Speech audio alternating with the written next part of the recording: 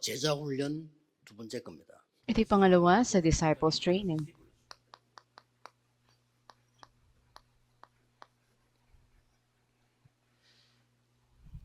이것은 1강은 제1의 문제가 뭔가 본 겁니다. Sa first lecture, nakita natin ano yung pinakapangunahing problema.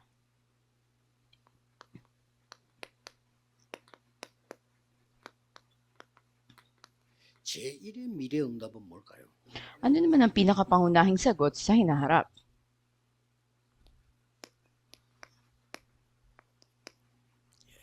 미리 하는 군 선교제자입니다. Military mission disciple na gumagawa ng mga bagay in advance. 이거 마음속에 두고 기도하셔야 돼요. Dapat na isa puso at ipanalangin nyo to. 미리 한다는 말은 무슨 말입니까? Ano ibig sabihin na gawin ng mga bagay in advance?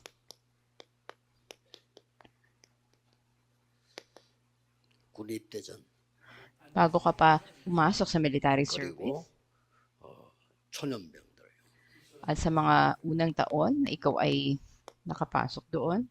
그리고 이제 전역 제대 직전이지요. At ganun, bago ka pa maitalaga sa isang lugar.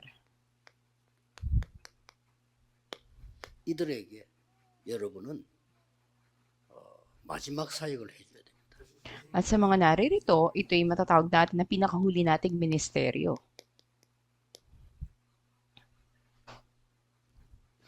꼭 기억해야 됩니다. Dapat natiyak na tandaan nyo to. 왜 나이가 들면 무기력해질까요? Bakit nga ba nagkakaroon ng kawalang lakas kapag tumatanda ang tao? 그러나 성경에 있는 제자들은 나이 들 때까지도 사역을 했어요. Gayunman, yung mga disipulo na nasa Biblia, habang 모세는 nagkakaedad, mas 120일인데 lumalakas. 눈이 밝았다 그랬어요. Sinasabi nga si Moises, mahigit 100 taon, 바울은 kulang, pero 늙어지면서 malinaw pa yung 더 mata niya. 새로워진다고 고백했어요. Maging pinahayag din ni Pablo, patuloy siya na 왜 lumalakas 안 되지? sa kanyang pagkakaroon 이 ng 제자 사역이 뭔가를 모르니까 이 Bakit nawawala ng lakas ang iba? 재앙이 뭔가를 모르고 복음이 뭔가를 모르는 거예요. Alam, ano nga ba itong pagdidisipulo na ito? At hindi rin nila 그래서 alam ano ba yung mga sakuna, ano ang mabuting balita. 이 재앙 조직을 기도로 무너뜨립니다. Sa pamagitan ng panalangin, maaari nating wasakin ang sistema ng mga sakuna. 이거를 미리 심어서 보내는 거죠. At in advance, unay pinadala para gawin ito. 뭘 말입니까? At anong ibig sabihin nito? 하나님이 주신 망대 여정 이정표를 가지고 기도로 Sa pamagitan ng panalangin, dala ang binigay ng Diyos na partisan, 복음 아는 자는 journey at 기도가 guideposts. 뭔가를 알아요. At dapat na malaman yung sa pamagitan ng panalangin. Sa panalangin, tapos lahat. 저는 오늘 새벽 5시에 일어났는데 5시에서 일어나서 출발은 7시 40분 출발하고 여기 왔단 말이에요. Kanina, nagising ako ng alas 5 ng madaling araw at mga alas 7:30 ako 그때 일어나서 pumunta rito. 계속해서 기도해요. At sa pagitan ng mga oras na yun, patuloy akong nananalangin. 저는 이제 건강 때문에 늘 호흡 기도를 합니다. 계속. Tuloy ko rin ginagawa yung breathing prayer para sa kalusugan ko. 집중적으로 이걸 가지고 여러분 놓고 기도를 하는 거예요. Concentratedly, dala ang mga ito, 좋아요. pinagpe-pray ko kayo. 여러분이 반드시 하셔야 됩니다. Itiyak na dapat gawin ninyo. 몇 명만 키웠는데도 돼요. At dapat nyo lang na itatag ang mga remnants. 시간 없으니까 간단하게 정리합시다. At simple lang na ating ayusin, wala tayong masyadong oras. 어린 모세에게 이것을 심었단 말이에요. Sa batang si Moises, ito ang itinanim sa kanya 어머니가 ng kanyang nanay. 제대로 언약을 심은 거예요. Ang tipan ay ganap na itinanim sa kanya. 나중에 10기적을 일으키면서요. 애굽에서 이스라엘을 건져냅니다. Naglipas ng panahon, ay nangyari nga ang 10 mga himala at ginabayan niya ang buong Israel palabas ng Ehipto. 요수아에게 가르친 거예요. At ito rin naman ay 요수아에게. nakarating kay 그랬더니 Josue. 하나님이 요수아에게 뭐라고 말씀하셨냐? At anong sinabi ng Diyos kay Josue? 모세와 함께 했던 것처럼 너와 함께 하겠다. Sasamahan kita kung paano ako ay sumakay Moises. 요수 알아듣잖아요. 무슨 말인지. At naunawaan ni Josue kung ano ibig sabihin nito. 그리고 여러 번 얘기했어요. 담대하라. At sinabi nga sa inyo, huwag kayong matakot, magpakatapang kayo. Ano ibig sabihin 어려움이 nito? 있다 이 말이에요. Ibig sabihin may mga kahirapang darating, 너와 함께합니다. pero sasamahan kayo. 계속 얘기했어. Patuloy na sinabi. 이미 그 땅을 네게 주었다 그랬어. At sinabi rin sa kanila na 줄 ibinigay ko na sa 것이다. inyo ang lupain na yun. Tapos na, ibinigay na sa inyo. 그러니까요. 요단도 가랍니다. Kaya't maging ang ilog 여러분 Jordan ay nahati.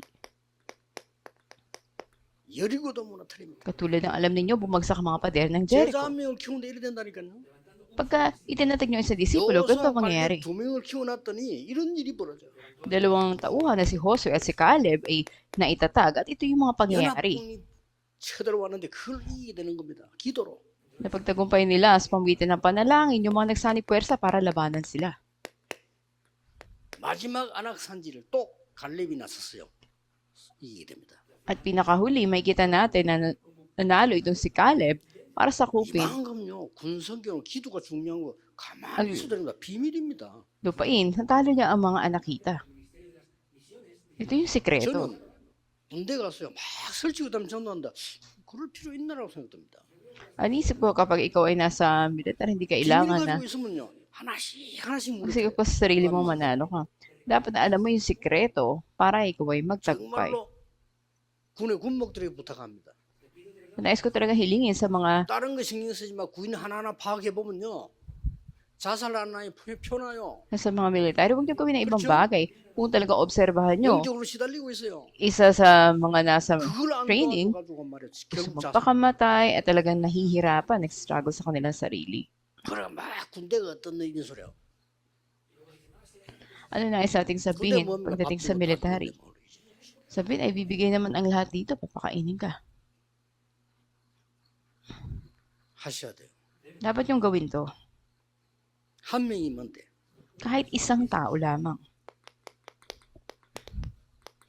한나가 기도에서 나온 인물이 사무엘입니다. Si Samuel ay naging bunga ng 그렇죠? pananalangin ni Hannah, hindi ba? 이 언약을 먼저 심는 게 중요해요. Mahalaga na una itanim mo ang tipan. 지금 군인들이 다른 게 많이 들어와 있단 말이에요. Dahil sa mga military Parang ngayon, mangga kasi ibang yung- bagay, ibang partisan yung unang naitanim sa kanila. 사단의 망대가 서 있는 거예요. Ang nakakatakot na iba partisan ni Satanas yung nasa kanila. At anong mangyayari kahit mamatay sila, hindi ito magbabago, napakahirap ng pag-ebanghelyo para sa kanila, at wala ring paglago ang 제일 simbahan. 쉬운데 안될 겁니다. Yung pinakamadaling bagay, hindi mangyayari. Sorry to say, hindi 아무리 mangyayari. 진실 말해도 안 될 겁니다. Gaano ka man katapat, hindi 문 닫게 mangyayari. 될 겁니다. Masasara lang ang 세계에 문 pintuan. 닫기 시작했습니다. Nagsimula na magsara mga 한국에 pintuan sa 문 buong 닫기 mundo, 시작했습니다. maging sa mga Korean 누가 churches. 닫을까요? Masasara ang mga pintuan. 왜냐? Dahil lang dyan sa magsasara mismo, dahil hindi naman kailangan. 한 사람이 언약 들어가 보니까요. 미스바 운동을 일으켜. At sa pamagitan lamang ng isang tao, ay nangyari ang Isang Mispa ami. movement. 다윗이라는 인물을 찾아내고 키운 거예요. At hinalap niyang isang tao na si David 세우자마자 at itinatag 다윗은 niya rin. 블레셋을 꺾어버리잖아요. At agad na napagtagumpayan ni David ang mga Filisteo matapos na 영적 itinalaga 힘 siya. 있는 군인 하나 나오니까요. 다른 거예요. Isang militar, isang kawal na may sikreto ng lakas na ito, nagtagumpay. 뭐 아무 응답 필요 없어. 그냥 기르면 역사 나게 되죠. Hindi kailangan ng anumang sagot, ikaw ay magtatagumpay.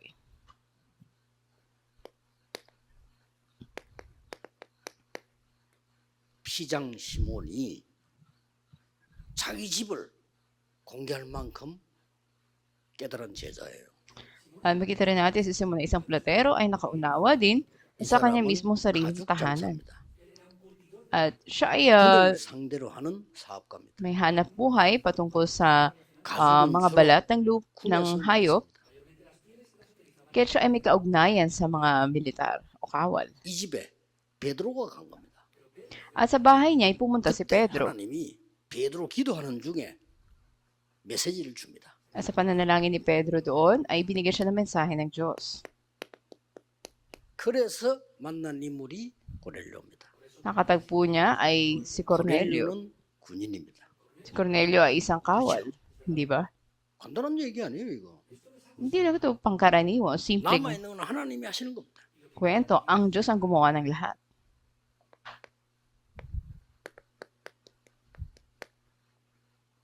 증거를 가지고요. Dala ang mga katibayan, 여러분 제자 한 명, 증거 있는 제자 한 명이면 돼요. kahit na isa lamang na disipulo na may mga katibayan. 정의는 본자입니다. Ang isang 정의는 patotoo o isang saksi, nakakita, nakakaalam, at mayroon 그렇죠. nagtataglay ng bagay. 한 명입니다. Kahit isa lang. 그래서 진짜 제자는 안 불러도 옵니다. Ang tunay na disipulo, kahit hindi mo tawagin, darating. 여러분 찾아와 안 불러도. Hanapin nyo ito kahit isa 그리고 lang. 또 하나 좋고 뭐냐? 사람이 굉장히 정상이야. At talagang normal siya sa harapan ng mga 계속 tao. 찾아오는데 비정상이 있어 이렇게. Pero yung ibang makikita mo ay 그것도 hindi 제자 아닌 건 normal. 아니지만은 Hindi naman na sinasabi na hindi sila pwedeng maging disipulo. 그거가 실력이 있어요. Pero meron silang kakayahan 공부 지지리도 못하는 놈이 자꾸 찾아오면 나쁠 건 없지만 at hindi man masama na yung iba ay hindi magaling sa kanilang 이게 pag-aaral. 제자입니다. Pero ang disipulo ay ito. 저는 너무 놀란 거죠. 그 대학에 전도를 왔는데 친구 3명이 똑같을 수가 없다. 똑같아. At meron akong nakita noon sa College Evangelism na may tatlong magkakaibigan, 여학생들인데 잘생겨서 magkakahawig sila, magkakamukha, tatlong babaeng estudyante. Sabi ko, bakit 도움 ganun? 받고 울어. 3명 다 울어. At pagtanggap nila ng mabuting balita, tatlo sila na umiyak. 나쁘단 말이 아니고 Hindi ko sinasabi 이긴단 na 말도 아니고 너무 신기해서 어떻게 이렇게 mali yun. 얘기하지? Pero paano nangyari ito sa kanila? 무슨 이유가 있나? May dahilan kaya? 없어. Wala. 가만 알아보니까 없어요. Obserbahan ko pero wala. 물어봤어요. At tinanong ko, 어째서 그렇게 저희가 똑같이 그걸 할 수 있냐? at paano niyo nagagawa ng magkakatulad ng mga bata? Pwede ba talaga kayong maging magkakatulad? Hindi, di ba? 그리스도가 너무 좋다는 거예요.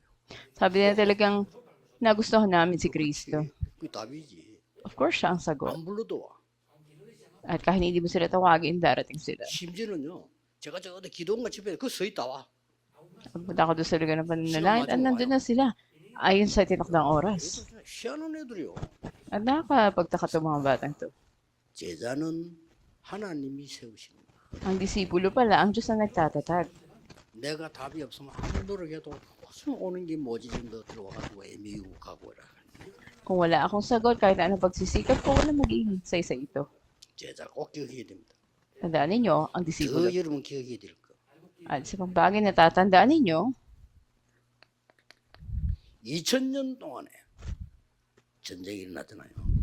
sa loob ng 2,000 taon, nagkaroon ng digmaan. 숨은 제자들이 있었습니다. At mayroong mga nakatagong disipulo noon. 거예요. Ito yung mahalaga. 그렇죠?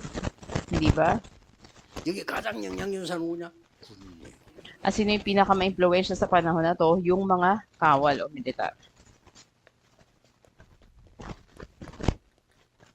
제자 훈련도 군에서 제일 많이 있는 증거 있어요. At marami rin mga katibayan ng pagsasanay sa mga disipulo. 뭐 그냥 대표진 하나 꽂아놓으면 At pinaka-representative o pinatawag dito yung mga navigators. At kumalat sila sa buong 몸은 mundo. 약합니다만 그래도 제자 훈련에서. At talaga sila nagkaroon ng mga discipleship training. 자, 오늘 여러분들은 또 메시지들은 모든 분들은 군대 가기 전에 반드시 그 여기 보내서 군 합숙시켜라. 한 명이라도 괜찮습니다. Kayong lahat na nakikinig ng mensahe ngayon, bago kayo pumasok sa military service, ay pumasok muna kayo sa Evangelism Institute para sa mga sundalo. Kahit isa lang sa inyo. 그러면 해줘도 됩니다. 제대하기 전에 점검하라. At bago kayo magtapos 이게 sa sanay, 작은 일처럼 보이지만 tandaan 굉장히 nyo. 큰 겁니다. kahit na parang maliit na bagay na titingnan mo, napakalaki nito. 하나님은 이걸 가지고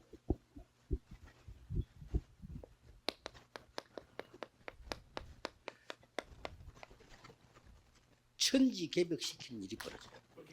Nakita natin na pangkalahatan ay isasagawa ng Diyos dala ang mga ito. 군 제자뿐만 아니고 여러분이 다 갖고 있어야 돼요. 그런데 군 제자들이 제일 하기 좋다 이 말이에요. At lahat kayo dapat nyo taglayin ito, hindi lamang ang mga nasa militar, kundi higit sila. 10시 반부터 2강 하고요. 내일 1부 때 마지막 강의를 하겠습니다. At magkakaroon pa tayo ng ilang mga mensahe.